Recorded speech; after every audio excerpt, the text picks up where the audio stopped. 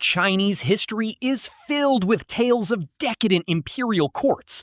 Contrary to popular belief, ancient people did not always strictly follow the Confucian virtues of the 3 obediences and 4 virtues. Before the rise of the restrictive Song-Ming Neo-Confucianism, relationships between men and women during the Han, Tang, and Sui dynasties were relatively equal and quite liberated. Aristocratic women could divorce and remarry freely, and stories of passionate romances, even sibling-like affairs or eloping, were not uncommon. However, when it comes to the most notoriously debauched dynasty, Northern Qi stands out. Its palace life reads like plots straight out of adult films, yet these stories come not from wild rumors or unofficial histories, but from reputable official records in the Book of Northern Qi and History of the Northern Dynasties. Many people may not have heard much about Northern Qi, sometimes confusing it with Northern Seven. The dynasty existed during the chaotic Northern and Southern Dynasties period, part of the broader Wei Jin era, sandwiched between the 3 kingdoms, the 16 kingdoms, and the Southern dynasties like Song, Qi, Liang, and Chen. Textbooks often gloss over it due to its complexity. Northern Qi lasted only about 27 years before being replaced by the dazzling Sui and Tang dynasties, which overshadowed it. The story begins with Gao Huan, the founder of the Northern Qi lineage. A Sinicized Xianbei, a nomadic people, Gao Huan came from a powerful family with strong genes. Most of his descendants were tall, handsome, and charismatic, with a few exceptions. He was known for his generosity, strategic mind, and leadership. Starting as a local strongman, he rose through the ranks during the chaotic division of the Northern Wei into Eastern and Western Wei, eventually becoming the de facto ruler of Eastern Wei as its powerful chancellor. Gao Huan had a colorful personal life. He married a noblewoman from the Luo family after she spotted him on the city wall.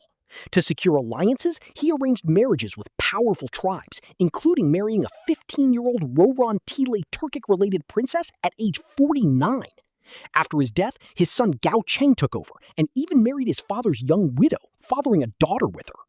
Gao Han was known as the Empress Collector. He took many former empresses as concubines, including women from the Urju and Yuan families. Scandals abounded. One of his sons attempted to seduce his stepmother, but was rejected. Another concubine had an affair with Gao Han's younger brother, leading to his execution. Even more shockingly, Gao Han's eldest son, Gao Cheng, had a relationship with his father's concubine, Zhang Daju, when he was only 10 years old.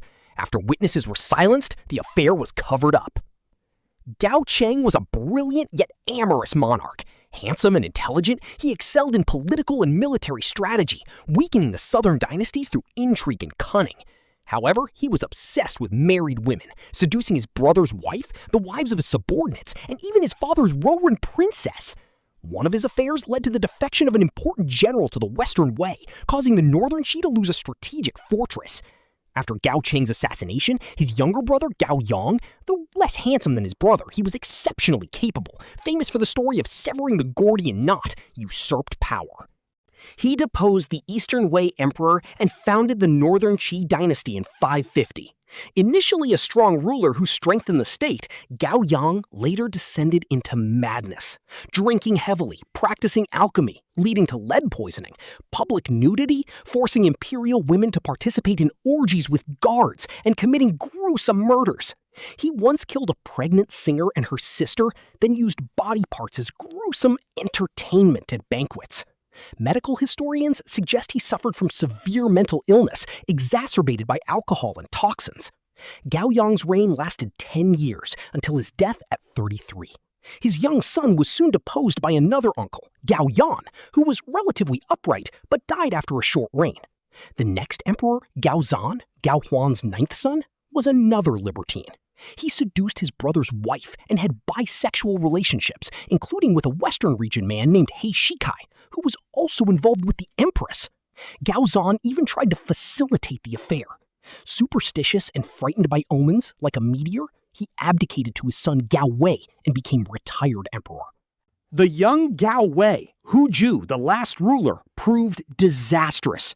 Influenced by his mother, Empress Hu, who openly took lovers, including monks disguised as nuns, he neglected governance, executed capable generals like the famed Lanling Prince, Gao Yang, known for his beauty and bravery in battle wearing a terrifying mask, and Hu Guang, and allowed military decay.